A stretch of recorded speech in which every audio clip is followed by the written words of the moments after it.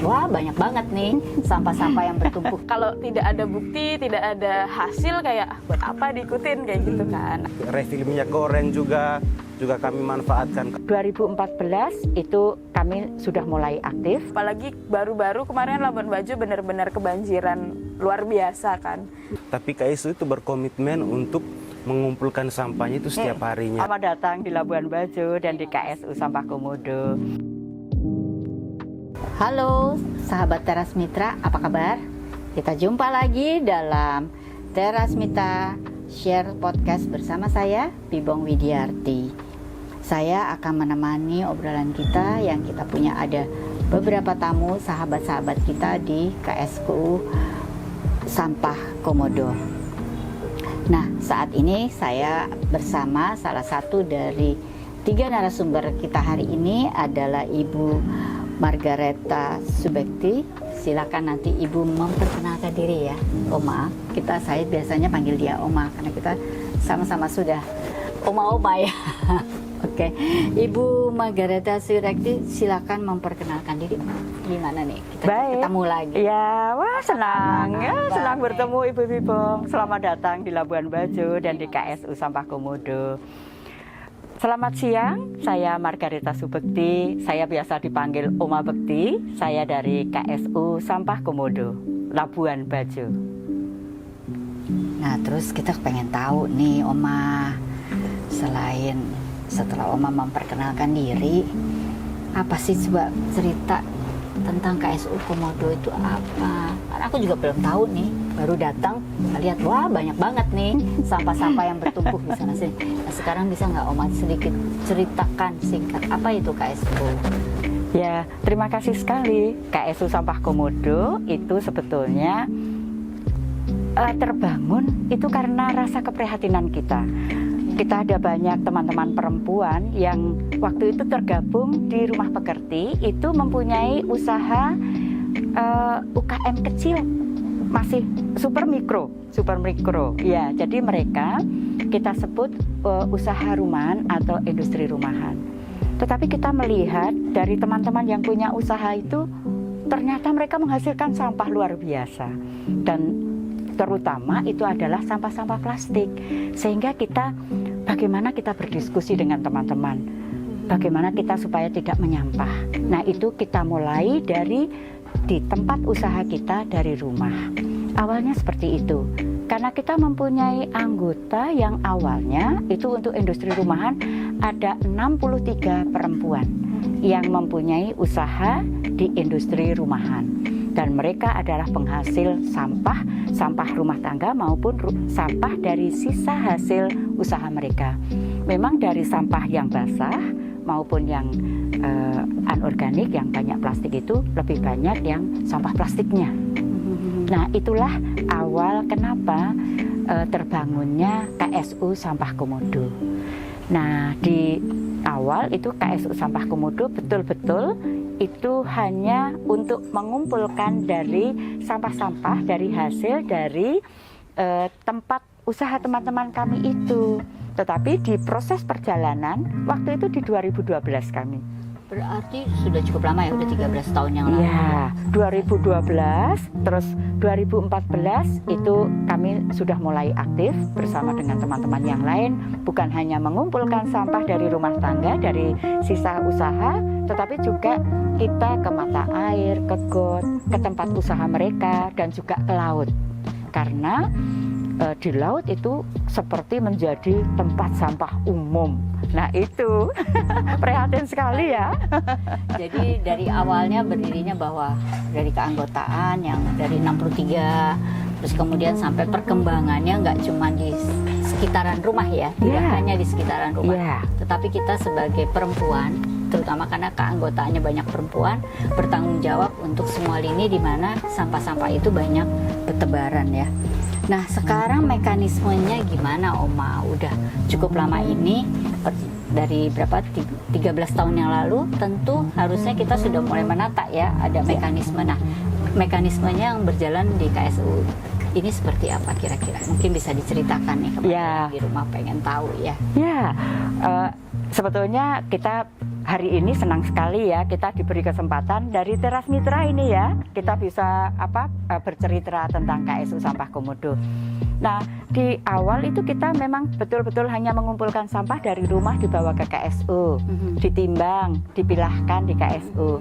Tetapi di proses perjalanan ternyata kita melihat bahwa sampah itu pun juga bisa menjadi bagian dari ekonomi kita. Jadi kita pilahkan mulai dari rumah, kita pilahkan sampah-sampah yang bernilai yang bisa kita jual. Di sini ada beberapa pengepul yang bisa kita jual. Tetapi KSU itu Ibu sebetulnya kita itu tidak hanya mengumpulkan sampah terus jual beli, tidak. Karena sebetulnya komitmen kami itu bagaimana kita bisa membantu Labuan Bajo itu bersih dari sampah. Nah, sebetulnya itu. Nah, di proses perjalanan selain kita juga jual beli sampah, maksudnya mengambil sampah dari teman-teman yang punya usaha tadi, kita bekerja sama dengan Horeca, hotel, restoran, dan kapal. Sehingga kita juga mengambil sampah dari kapal, dari hotel, dari restoran, dibawa ke sini. Nah, sistem mereka ada yang donasi, jadi ada yang diberikan saja sampahnya, tetapi juga ada yang dibeli. Ada dibeli, tetapi ada juga yang ditabung, gitu. Jadi mereka sampahnya kami catat, terus nanti pada waktu tertentu itu mereka ambil uangnya. Nah, bisa diuangkan ya, jadi ya bisa tidak diuangkan.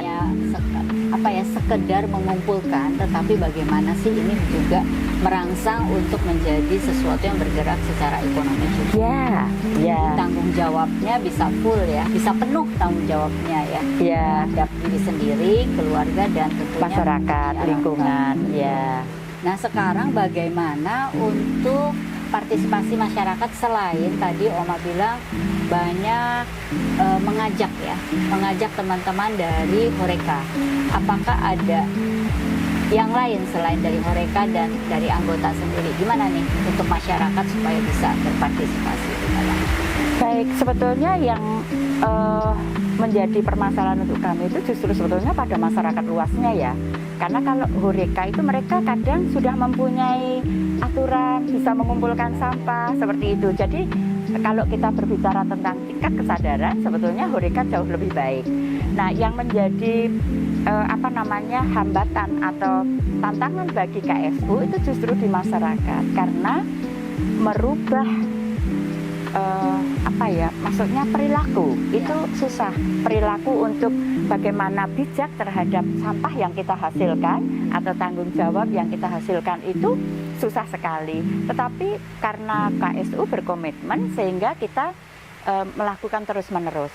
Kalau dulu kita hanya edukasi saja, sekarang ini kita berproses menjadi eduaksi. Jadi kita ada edukasinya dan kita juga ada aksinya. Kita edukasinya kemana? Kita ke tempat pendidikan. Di tempat pendidikan dari sekolah dasar sampai ke SLTA, dan juga kita memberikan edukasi kepada teman-teman yang mempunyai usaha. Karena supaya mereka juga memilahkan, dipilahkan dari tempat usahanya, terus nanti dibawa ke KSU dijual. Nah, selain itu, karena begini, mengelola sampah itu kan tidak semua orang mau. Karena dianggap bahwa mengelola sampah itu tidak prestis, tidak berharga. Bahkan sebetulnya Oma sendiri itu kadang dianggap orang gila, tapi mungkin memang gila betulan ya. Ya, nah itulah. Terus sekarang di KSU kita juga mengembangkan untuk namanya barter sampah. Ya, barter sampah di KSU, ada momen-momen tertentu, misalnya di Hari Ibu, nah di Hari Perempuan, di Hari Air, begitu kita membuka untuk menukarkan sampah mereka dengan sembako. Kayaknya ini satu ide yang cukup bagus ya, bahwa di daerah wisata Labuan Bajo memang mau tidak mau kita harus bijak ya, bagaimana pengelolaan sampahnya. Tetapi tidak hanya di Labuan Bajo, di semua wilayah kita, gimana kita tinggal, mulai dari skala kecil ya Oma ya, karena berangkatnya dari skala kecil, dari ibu-ibu rumah tangga sampai akhirnya seperti yang kita lihat di sini nih, banyak sekali sampah-sampah yang sudah mulai dipilah. Ya. Nah, di dalam proses untuk memilah, tentunya apa sih yang sebenarnya kendalanya atau tantangannya? Saya lebih senang sebenarnya ngomongnya tantangan ya. Ya. Itu pemilahan itu tidak mudah ya. Betul. Nah, betul sekarang sekali. tantangan yang dihadapi oleh anggota dan juga masyarakat yang mau berpartisipasi itu apa sebenarnya, Oma? Untuk pada saat pemilahan. Ya, selain tadi kita ada program kegiatan-kegiatan bersama pelaku usaha, tempat pendidikan, tetapi kita juga memberdayakan teman-teman di sekitar KSU. Jadi di sekitar KSU, teman-teman perempuan terutama, saya tidak tahu ya kenapa hampir 90% yang mau untuk berkomitmen untuk membersihkan, memilah itu perempuan memang. Nah, KSU dan Rumah Pekerti itu memang lebih gini, ternyata mendidik perempuan itu mendidik generasi gitu. Ya, jadi jadi ada partisipasi untuk lingkungan dan sebagainya itu banyak teman-teman perempuan termasuk di KSU. Nah, karena mereka pada waktu memilah itu merasa bahwa mereka mempunyai pemasukan dari situ sehingga mereka mau. Kalau misalnya mereka hanya mengantarkan sampah saja mungkin mereka malu atau enggan begitu. Tetapi setelah ada nilai ekonomisnya, emak-emak itu senang kalau seperti itu ya. Semua harus dihitung lagi kembali ya. Pada saat kita perempuan nih, ternyata nih contohnya botol kosmetik kita banyak sekali nih, botol-botol kaca kita mau kita kemanakan. Pada saat kita sudah memilah, kita pisahkan, kemudian ada nilai ekonominya, yuk kita tukarkan, apakah dengan cara barter tadi, apakah ditimbang, terus kemudian ada masuk nilai sejumlah uang di rekening misalnya, ya, itu tentunya menambah semangat. Dan satu lagi Oma, yang penting kan harusnya konsisten ya Oma ya. Betul. Itu susah banget kalau itu saya rasa ada satu nilai yang perlu kita sama-sama. Nah, konkretnya nih kita melihatnya di depan saya ada beberapa benda-benda yang sudah ada di dalam toples-toples. Saya pengen tahu nih sebenarnya apa sih.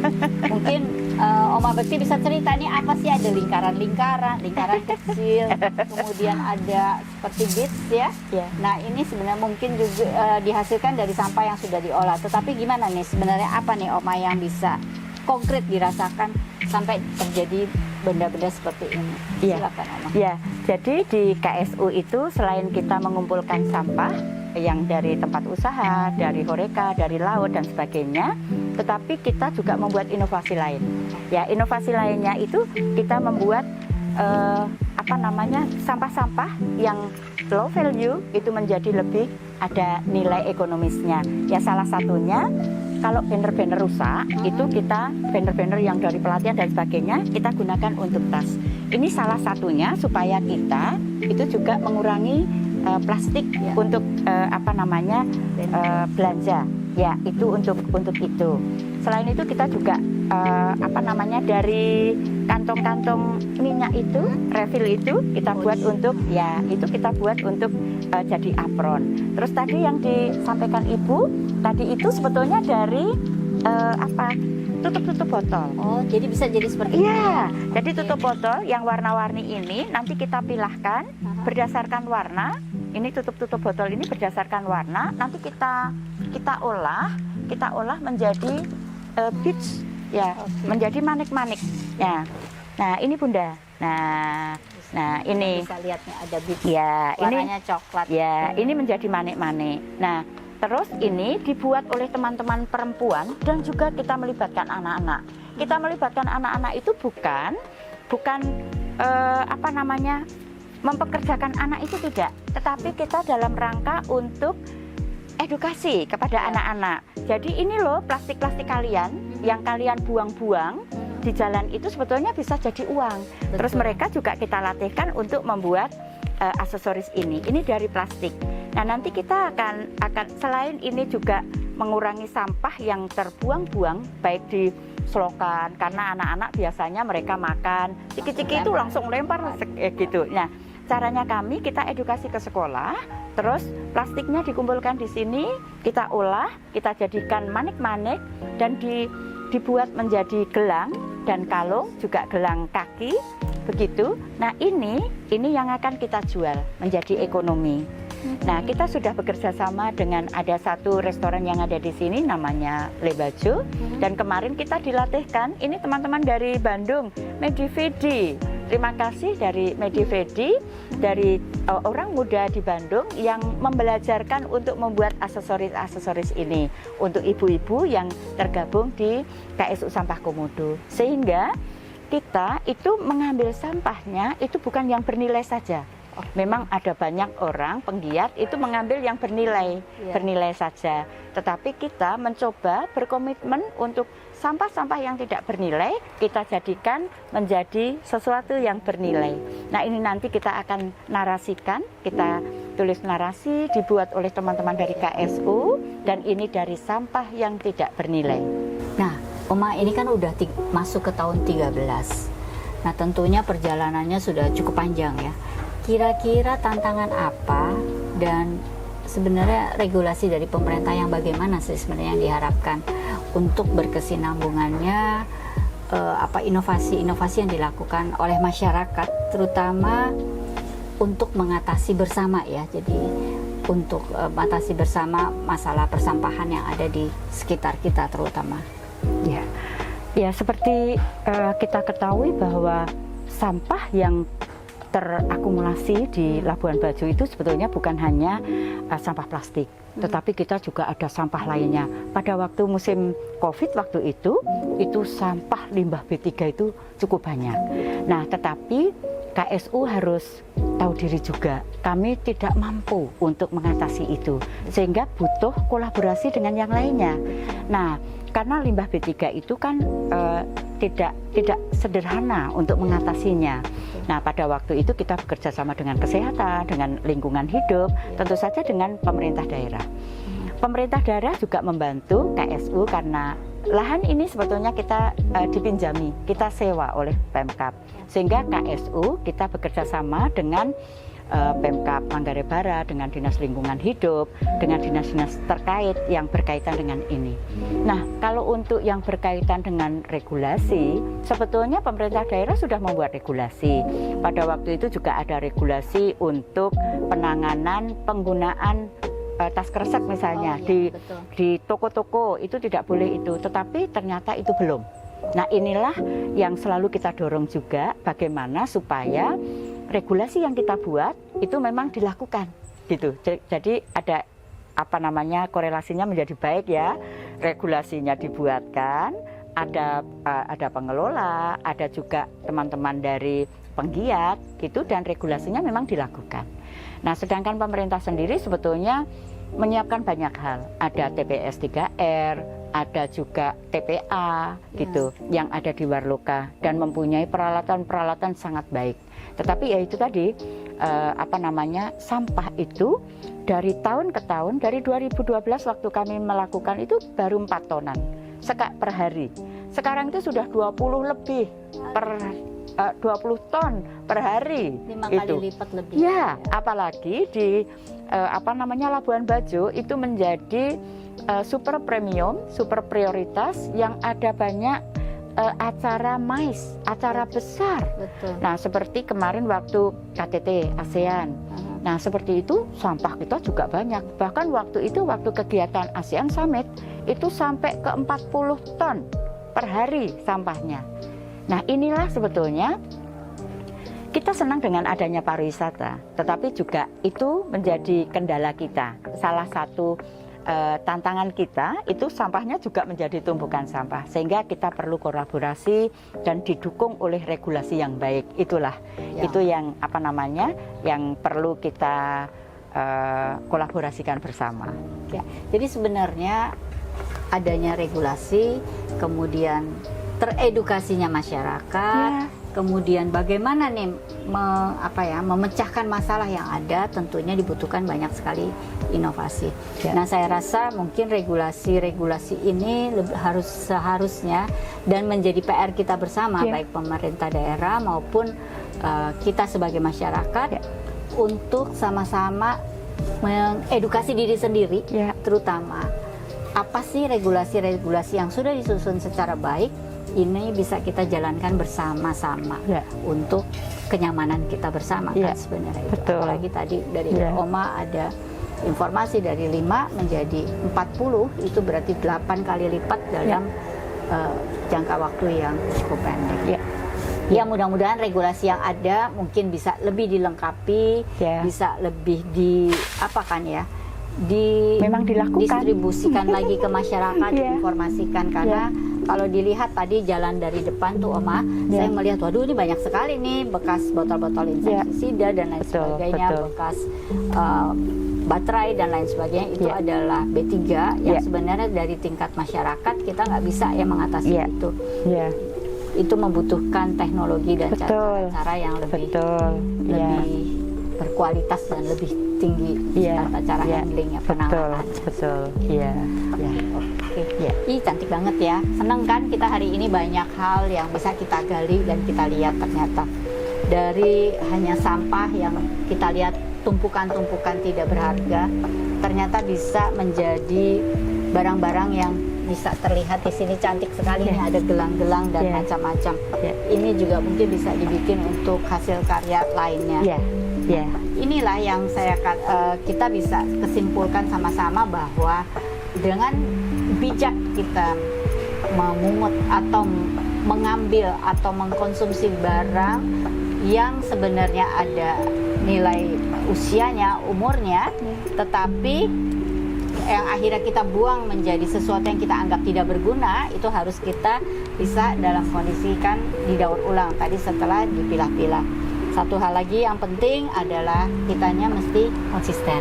Ya, Itu yang ya, penting, nilai betul. itu kita konsisten. Jadi Ya. jangan malu lagi ya kita pakai aksesoris dari yang tadinya dianggap sampah, Ya, ternyata ya. menjadi sesuatu yang sangat ada nilainya dan ada nilai seninya. Ya. Kira gitu ya Oma Ya, ya. ya. Ada lagi nggak yang Oma ingin katakan? Ya, sebetulnya kita bukan senang dengan banyak sampah terus kita punya bahan baku ini, tetapi yang menjadi komitmen dari KSU sebetulnya bagaimana kita meminimalisir sampah plastik dari kita sendiri. Nah, kita mulai dari diri kita sendiri, dari keluarga, dan kita tularkan kepada masyarakat. Nah, di KSU kami mempunyai komunitas Jaga Bumi, keluarga Jaga Bumi. Ya, itu tadi kita mulai dari keluarga kita. Jadi mulai dari ring terdekat ya. Ya, betul. Kita Ya. mencoba bagaimana sampah-sampah plastik ini kita bisa olah lagi, tetapi kita juga harus meminimalkan sumbernya. Bagaimana kita menggunakan semuanya secara bijak sehingga bumi kita tetap bisa beregenerasi, bisa tetap lestari dengan apa yang ada yang telah kita lakukan bersama-sama. Kira-kira penutupnya seperti itu ya Oma ya. Iya. Terima kasih, saya senang Ya. sekali nih, kagum banget. Ih, cantik Terima ya. Ternyata kasih. warnanya ada yang merah, ada yang Ya. ungu dan Ya. macam-macam warna. Ya. Oke teman-teman, kita perbincangan saya dengan Ibu Margaretha Suberti saya rasa sudah cukup. Ya. Nanti kita akan lanjutkan dengan narasumber lainnya. Terima kasih. Saya memberi closing statement. Boleh, silakan. Ya, KSU Sampah Komodo, sayangi ibu bumi. Terima kasih, Dadah. Teras Mitra. Terima kasih. Sampai ketemu. Kak Riris boleh cerita sedikit nggak tentang diri kakak? Kenalin diri gitu. Oke. Hai semuanya. Perkenalkan nama saya Riris Andrastin. Perkenalkan nama saya Riris Andrastin. Biasa dipanggil Riris. Sebenarnya saya bergiat aktif di KSU ini kalau dihitung mungkin baru 1 tahunan ini sih Kak. Karena di tahun-tahun sebelumnya kan saya belum ada di Labuan Bajo ya, saya berada di luar. Jadi istilahnya masih pasif lah, bantu sebisanya saya aja ketika saya di luar membantu KSU bagaimana. Nah sekarang kebetulan karena memang sudah memutuskan untuk move dan tinggal di sini, jadi bisa lebih aktif untuk di KSU sendiri, kayak gitu sih Kak. Oh, kalau di KSU ini anak mudanya banyak nggak Kak sekarang? Sebenarnya kalau mau dibilang banyak itu yang mau ikut berkontribusi aja. Tapi kalau untuk menjadi tim di KSU-nya sendiri memang belum banyak sih anak mudanya. Tapi kalau misalnya ketika KSU lagi kita mau lagi ada bikin kegiatan ini nih, nah itu anak mudanya banyak yang mau terlibat kayak gitu sih Kak. Oh gitu. Kalau di KSU ini ada kayak pertemuan rutin gitu nggak Kak biasanya? Kita lagi lagi membiasakan habit untuk pertemuan itu ya.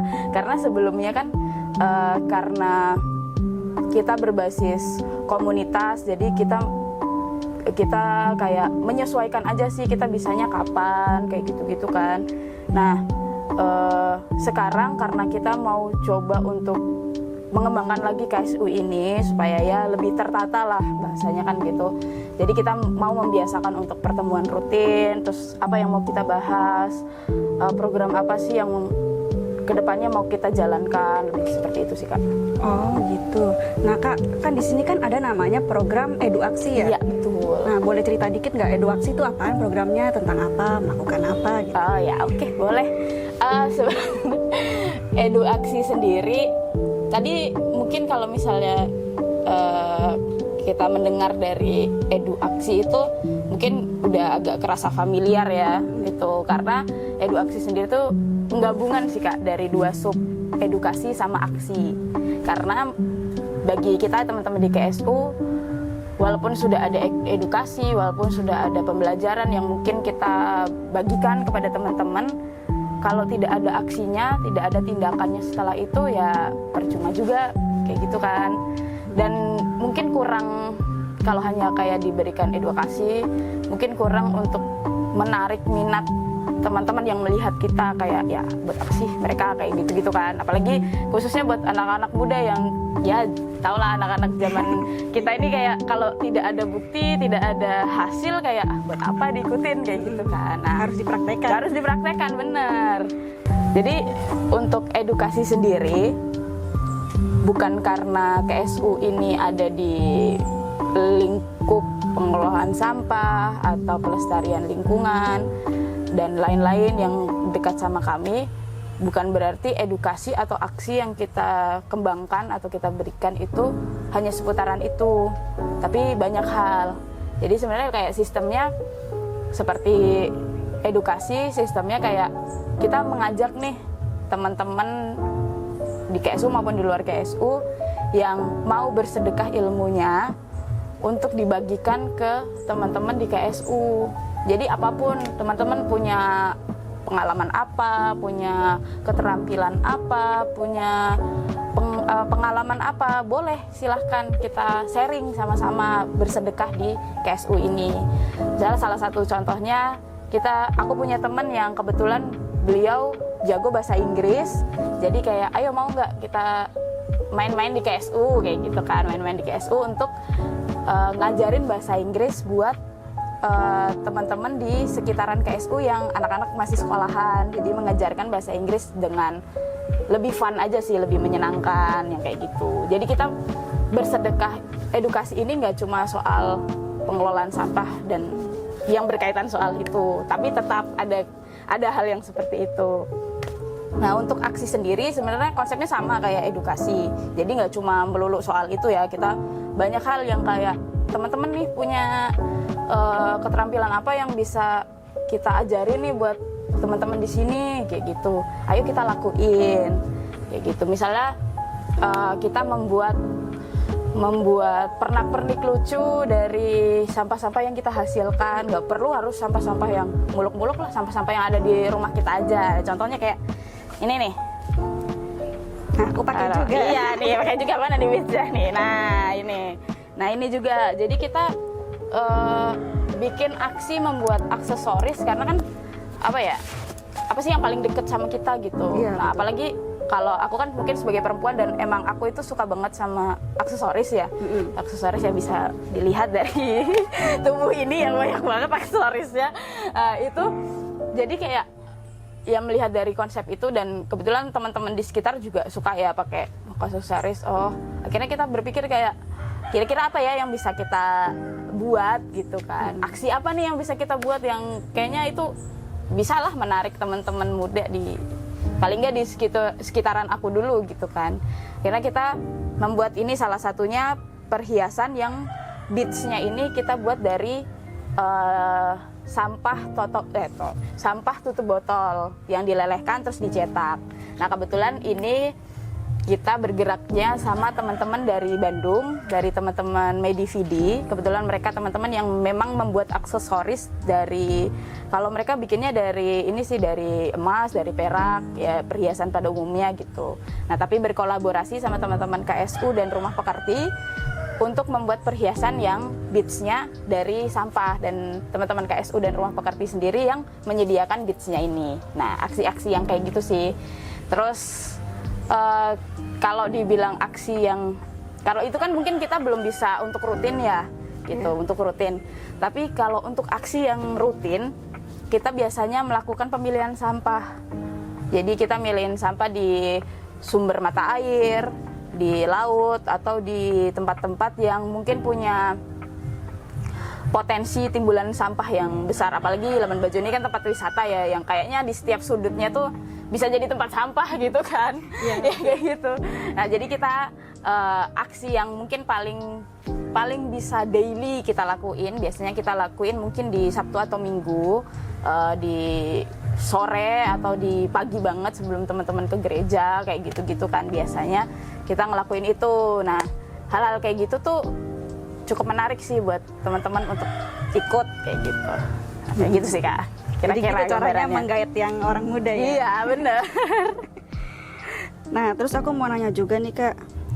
Kalau program bank sampah ini bagaimana sih kontribusinya terhadap masyarakat, terutama kepada perempuan? Karena di sini kebanyakan anggotanya perempuan ya. Bener, iya.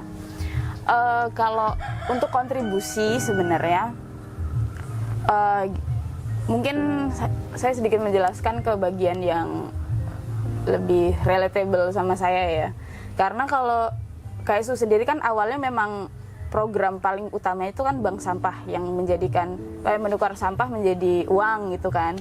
Tapi kalau kita sebagai manusia yang mungkin lebih suka hal-hal yang instan, itu kayak sedikit kurang relate, karena kita harus mengumpulkan sampah sebanyak apa sih untuk bisa dapat si uang itu, kayak gitu kan. Mungkin kalau misalnya kayak teman-teman industri kayak Horeca, hotel, restoran, kapal, atau tempat-tempat agen-agen wisata, mungkin mereka bisa mudah ya, karena mereka juga menghasilkan sampahnya secara besar dan terus-terusan kayak gitu konstan, kan. ya? Jadi konstan. Jadi kayak ya udah gampang aja mereka menghasilkan per hari tuh, mereka udah bisa ngasilin mungkin 1 roda 3 kayak gitu kan. Sedangkan kalau rumah tangga sendiri kan sebenarnya nggak bisa sebanyak itu ya dalam 1 hari gitu. Nah, mereka perlu mengumpulkan sebanyak apa untuk menghasilkan uang gitu kan, untuk menghasilkan uang.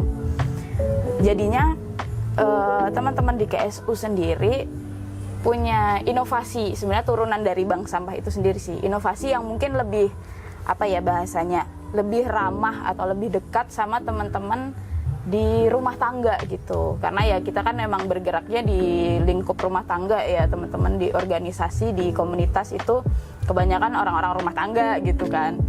Jadi kita mencoba membuat yang namanya barter sampah. Barter sampah. Jadi barter sampah ini konsepnya sebenarnya sama kayak bank sampah, cuma mungkin lebih sederhana lagi, karena kita teman-teman nih misalnya yang membawa sampah, kita tuh nggak ada apa ya, di barter sampah itu kita nggak ada patokan harus berapa gitu, nggak ada patokan rupiahnya lah kayak gitu kan. Karena yang kita barterkan itu adalah sembako gitu. Karena kita melihat dari teman-teman rumah tangga ini kan, apalagi teman-teman di sekitaran KSU itu kebanyakan teman-teman perempuan itu punya usaha industri rumahan. Jadi ada yang bikin kue, ada yang masak, catering, yang kayak gitu kan. Nah, jadi mungkin hal yang lebih relatable dan instan lah bahasanya, instan buat mereka itu sembako. Karena kan kalau misalnya mau nuker uang harus ngumpulin berapa banyak untuk bisa beli sembako. Jadi mending mereka ngumpulin sampahnya mereka sendiri, dan sampahnya dari bahan baku ini kan, bahan baku untuk mereka industri kan, industrinya mereka, terus tinggal mereka kumpulkan dan akhirnya mereka dapat sembako dari kita. Dan biasanya sih kita sembako ini kita melihat dari teman-teman yang menukarkan. Jadi kayak misalnya oh ibu ini tuh dia usahanya bikin cucur kayak gitu, dan sampah yang biasanya paling banyak dia kumpulkan dan dia bawa ke KSU itu refilan minyak tanah nih, minyak goreng, plastik minyak goreng. Jadi kita menukarkan itu dengan minyak goreng supaya lebih relatable juga. Jadi untuk kontribusinya seperti itu, karena satu, mereka nggak perlu ngeluarin uang kan, mereka nggak perlu ngeluarin uang untuk beli bahan bakunya, jadinya perputaran ekonomi mereka lebih cepat karena ya mereka nggak perlu, ibaratnya nggak perlu balik modal dulu untuk beli bahan baku lagi, ya tinggal mereka kumpulin sampah dari olahannya mereka, terus udah dapat bahan bakunya mereka tinggal bisa muter lagi dengan cepat. Terus yang kedua, karena ini bagi KSU ini juga merupakan akhirnya menjadi kontribusi untuk teman-teman, apalagi untuk perempuan, itu adalah akhirnya dari program bank sampah maupun barter sampah itu tuh menciptakan habit baru untuk teman-teman perempuan, terlebih yang punya industri rumahan. Habit barunya itu seperti akhirnya secara tidak sadar atau secara sadar mereka langsung memilah sampahnya mereka sendiri gitu. Jadi mereka punya sampah habis masak atau habis bikin kue, langsung mereka udah tahu aku punya sampah kemasan tepung, punya minyak, ya udah aku bersihin, aku taruh di mana gitu. Jadi mereka udah punya kesadaran itu. Jadi itu menurut teman-teman KSU itu juga udah menjadi kontribusi untuk mereka, karena selain akhirnya mereka punya habit untuk memilah sampah, dan akhirnya kan juga membantu untuk menjaga kebersihan di lingkungan kerja mereka juga, kayak gitu sih. Kira-kira seperti itu sih, gitu. Kalau Kak Riris, selain cerita tentang barter sampah tadi, berarti ada cerita sukses lagi nggak dari KSU Sampah Komodo? Oke. Kalau cerita sukses, sebenarnya salah satunya seperti yang tadi ya, itu menurut KSU juga udah menjadi kisah sukses untuk KSU maupun teman-teman yang bergerak di KSU. Kalau misalnya mau disebutkan individunya atau mungkin perorangannya yang mau dibilang menjadi patokan kisah sukses dari KSU sendiri, itu ya teman-teman perempuan dari industri rumahan itu.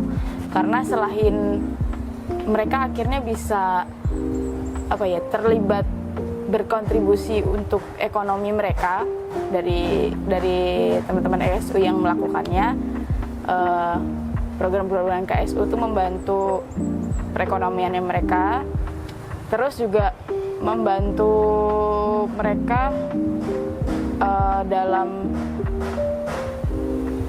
mungkin kalau bahasa ininya memperbaiki habit yang dimiliki gitu, ya kan, karena tidak semua orang tuh kayak mau dibilang peduli gitu juga enggak ya, soal bahkan untuk sampahnya kita sendiri yang kayak pasti kan mikirnya selalu udahlah, misalnya buang sampah kayak ya udahlah nanti juga ada yang bersihin, pasti kan kayak gitu kan. Terus kayak yaudah aku ngasihin aja, toh kalau misalnya si sampah-sampah ini tuh belum berdampak dekat sama mereka atau yang berdampak langsung gitu sama mereka, pasti tuh kayak mikirnya emang sampah ada dampaknya yang kayak gitu-gitu kan. Nah, dengan tanpa harus mereka mengalami si dampak itu, akhirnya mereka punya habit untuk bahasanya kayak udah punya strategi gitu kan. Udah strategi itu menurut kita udah menjadi salah satu kisah sukses sih bagi KSU sendiri gitu. Iya gitu. betul sih, karena sudah sangat berdampak ya sebenarnya. Iya, itu besar loh dampaknya. Itu besar sih, menurut kita tuh kayak yang udah wow banget, apalagi kayak kita yang notabene daerah pariwisata gini kan, yang sampah tuh setiap hari kayak gampang aja ada di mana-mana gitu kan. Terus orang tuh kadang jadi punya pikiran masa bodohnya jadi lebih besar banget, karena yang kayak ya udahlah itu urusan pemerintah aja, karena kayak gitu kan. Urusan pemerintah tuh itu misalnya melihatnya itu sampah dari kapal misalnya, itu sampah dari kapal, atau itu kan sampah dari hotel yang kayak gitu-gitu kan. Jadi tingkat masa bodohnya tuh bakal lebih tinggi banget menurut kita gitu kan. Dan dengan kita pelan-pelan merubah sudut pandang itu apalagi di perempuan-perempuan, di mama-mama, yang akhirnya mama-mama mulai mengajarkan ke anak-anaknya, membiasakan itu di lingkungannya. Nah, itu menjadi kisah sukses yang menurut kita sukses banget sih gitu kan. Dan regenerasi pengetahuan juga udah ada berarti, Iya ya, benar. karena mereka ngajarin ke anak-anak Iya mereka. benar banget.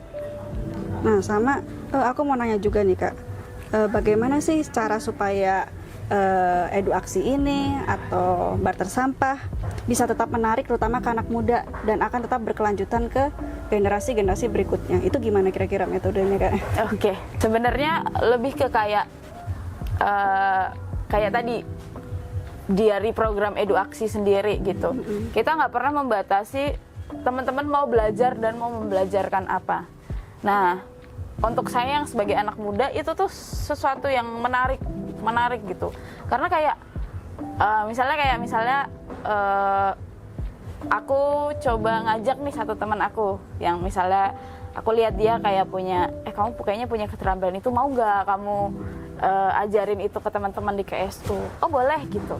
Terus karena kita anak muda nih pasti sebagaimana baiknya menggunakan sosial media ya, itu ya sosial media. Akhirnya ya pasti kan kita setiap program mungkin kita bikin story atau kita bikin di feed yang kayak gitu. Akhirnya itu malah jadi makin menarik, kayak dari teman kan kayak dia ngapain di KSU misalnya kayak gitu kan. Terus kayak yang ini kemarin aku ajak buat bersedekah ilmu di KSU, kebetulan dia kan pinter ini nih atau dia bisa ini nih. Langsung aku juga bisa ini, boleh nggak aku kapan-kapan ikut kayak gitu, boleh nggak aku kapan-kapan terlibat gitu kan. Oh boleh banget. Nah itu menurut kita menjadi salah satu hal yang menarik untuk teman-teman gitu kan. Jadi mungkin kalau dibilang metodenya mungkin paling besar sekarang itu adalah sosial media sih, penggunaan sosial media itu sendiri. Nah kebetulan karena di KSUI ini saya juga membantu untuk sosial medianya, termasuk bikin mungkin masih bikin konten kecil-kecilan lah untuk feednya, atau bikin story tiap KSU ada kegiatan atau apa ya, setidaknya untuk menggaungkan juga sih. Karena kalau misalnya untuk menggaungkan apa yang sudah dilakukan KSU secara offline, itu tuh kita sudah mencoba our best lah kayak gitu, our best. Dan menurut kita juga itu sudah menjadi hal yang bisa sangat menarik dan sangat berkelanjutan gitu. Mungkin lebih ke kayak gitu sih Kak. Nah tadi kan Kak Riris cerita bahwa ada teman-teman yang sebenarnya inisiatif inisiatif mau mengajarkan ke teman-teman yang lain tentang keterampilan tertentu atau ingin berkontribusi. Berarti sebenarnya inisiatif orang muda daerah sini terutama berhubungan dengan penanggulangan sampah sudah mulai tinggi ya? Iya benar. Karena dulu awalnya waktu mungkin cerita dikit ya Kak. Boleh, Kak. Pas awal-awal tergabung sama KSU sendiri, tergabung aktif sama KSU sendiri, itu tuh kayak mikir, karena kan pasti sebagai saya yang anak muda, terus pasti teman-teman kayak berharap ayo dong ajak anak muda juga gitu kan.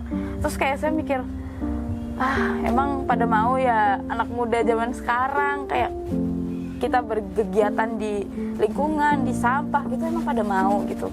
Bahkan saya anak muda sendiri tuh pesimis gitu kan. Tapi seiring berjalanan waktu, mungkin memang kita butuh sesuatu yang lebih dekat, lebih relatable sama teman-teman yang muda ini.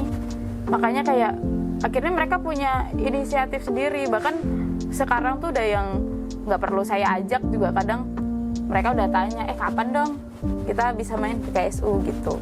Dan yang oke-nya lagi, inisiatifnya itu berlanjut dalam artian kadang beberapa teman yang mungkin datang ke KSU untuk membantu bersedekah ilmu ataupun aksi yang mereka punya, itu mereka udah secara sadar membawa sampah yang mereka punya untuk mereka bawa ke KSU. Dan itu juga sistemnya sedekah, mereka nggak nggak butuh apa-apa untuk timbal balik yang kayak ini nih aku punya sampah yang sudah aku pilah, saya kasih ke KSU ya, kayak gitu. Dan itu akhirnya menjadi gaungan baik untuk di luar sana gitu.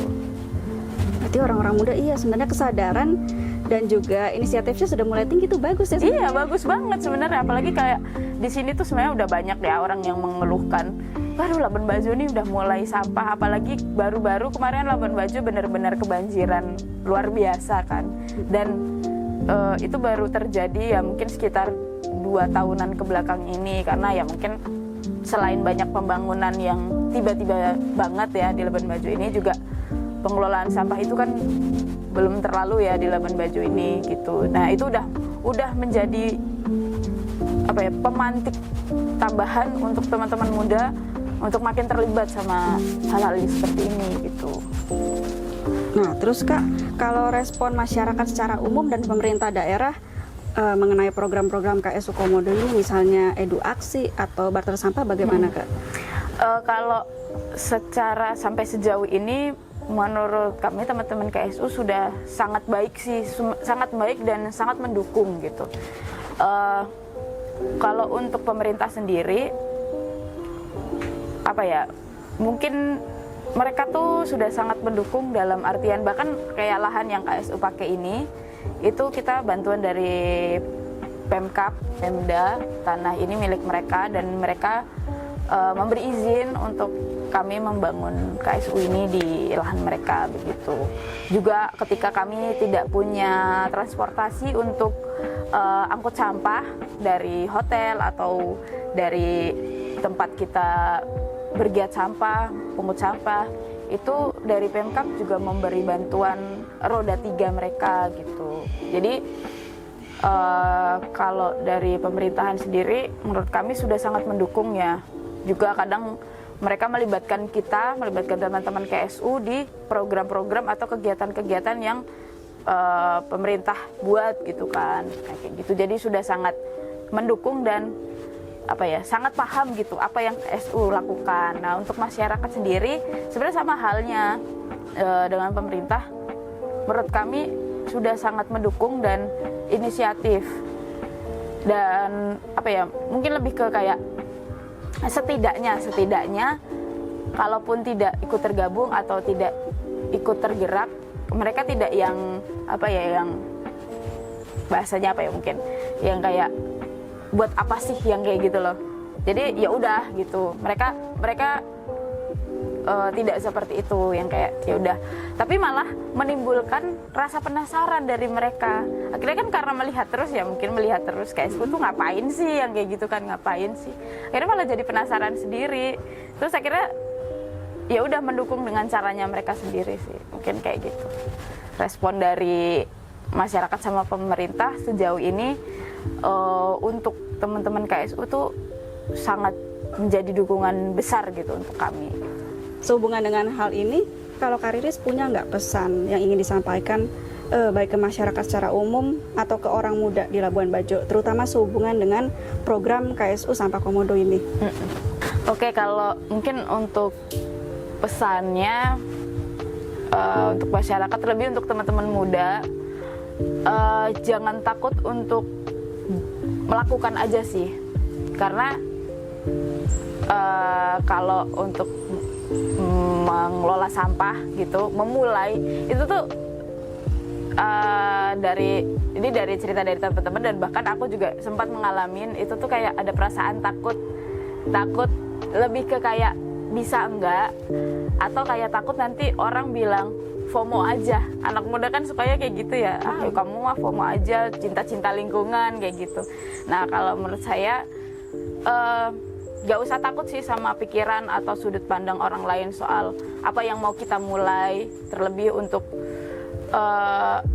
lingkungan di sekitar kita, karena itu akan kembali pada diri kita sendiri, akan kembali pada lingkungan di sekitar kita. Jadi lakuin aja.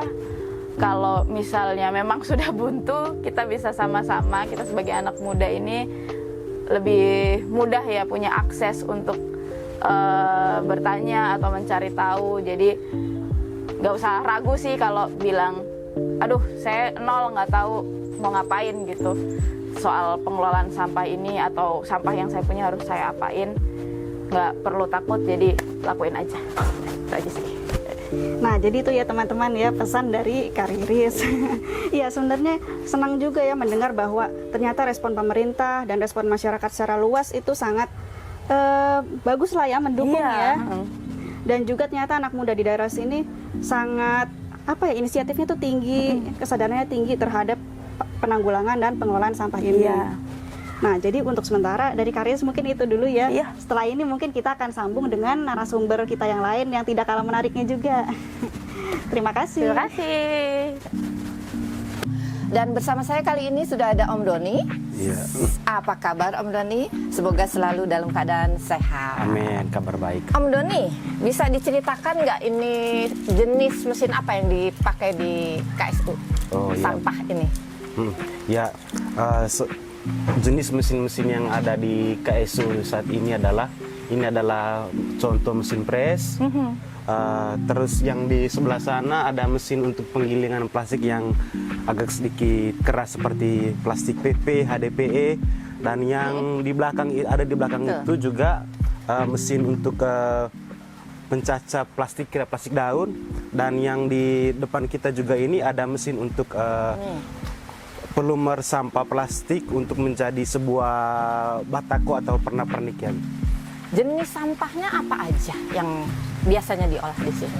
Ya, kalau untuk selama ini sampah yang dikelola di Labuan Bajo yang pertama adalah sampah-sampah yang memiliki nilai ekonomi seperti kardus atau kaleng-kaleng besi, begitu juga dengan botol-botol plastik.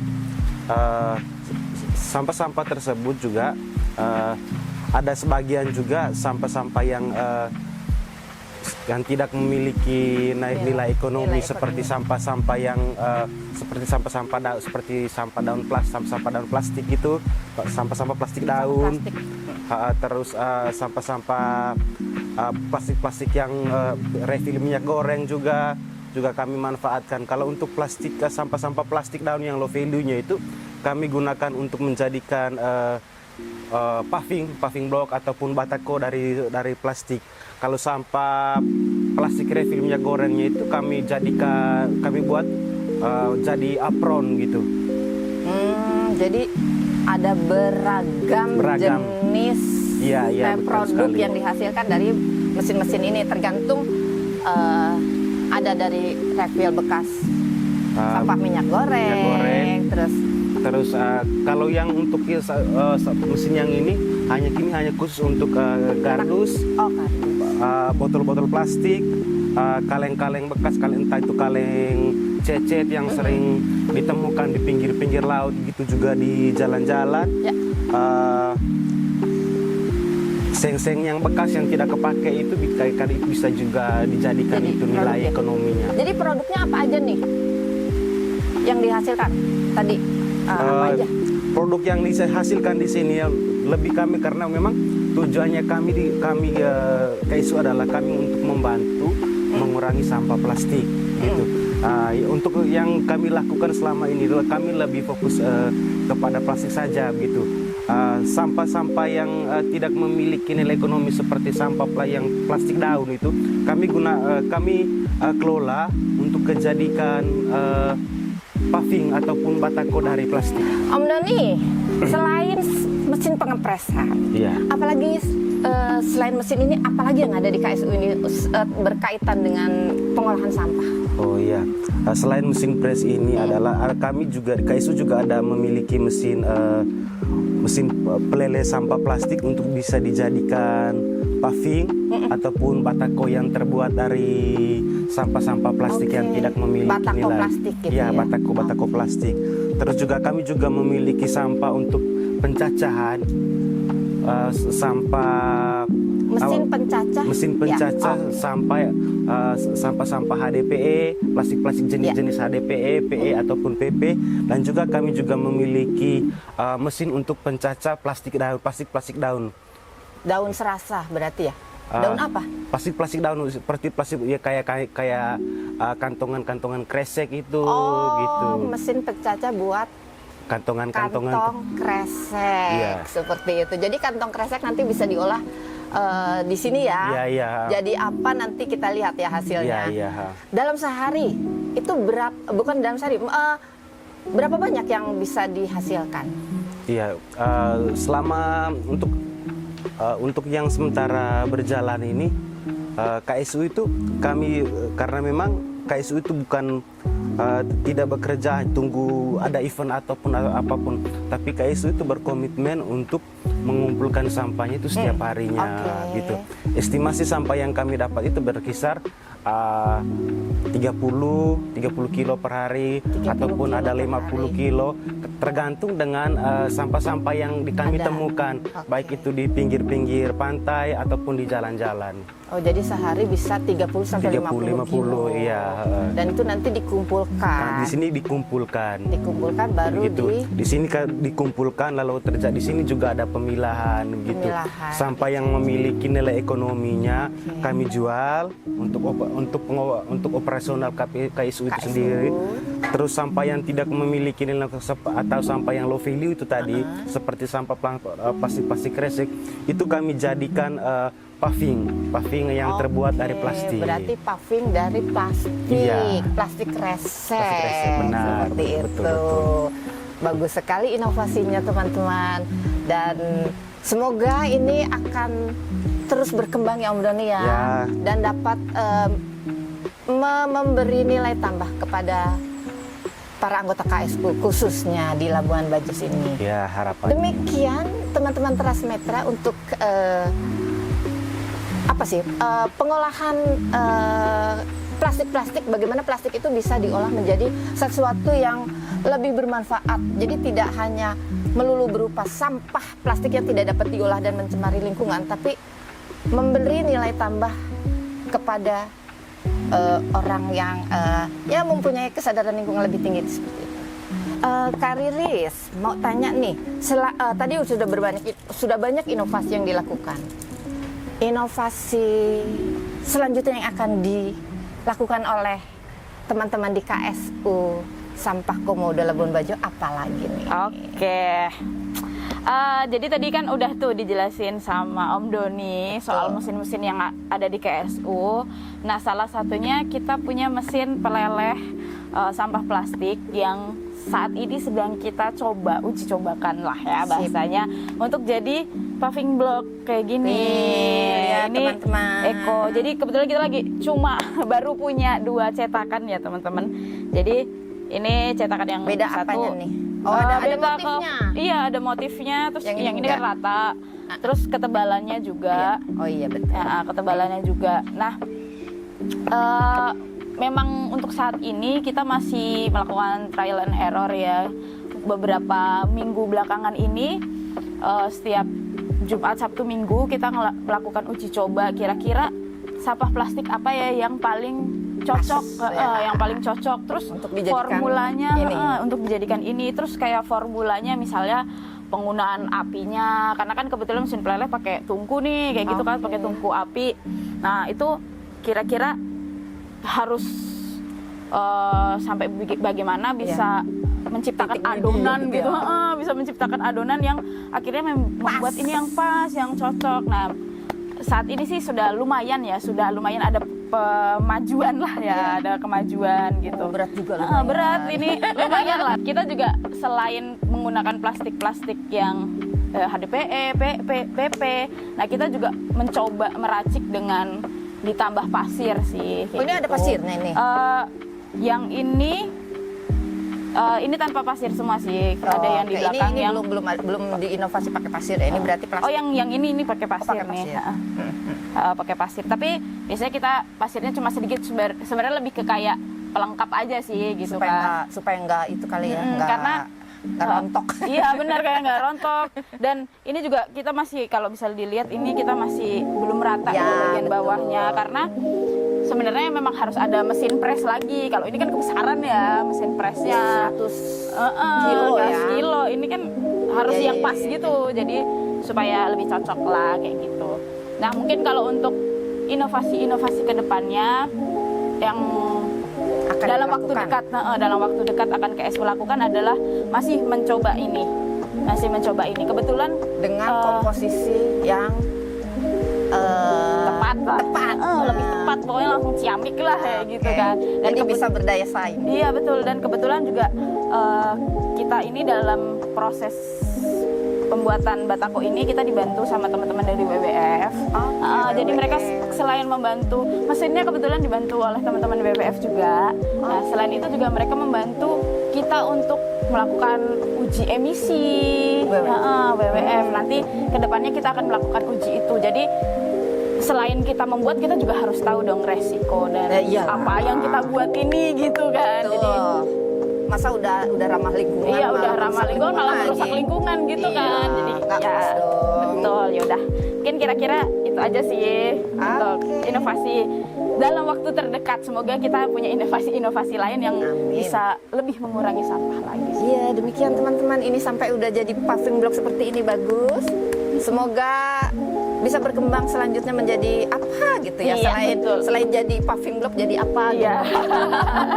Oke, demikian bincang tentang sampah plastik dengan KSU Sampah Komodo di Labuan Bajo. Sampai jumpa di TM Podcast selanjutnya. Dadah.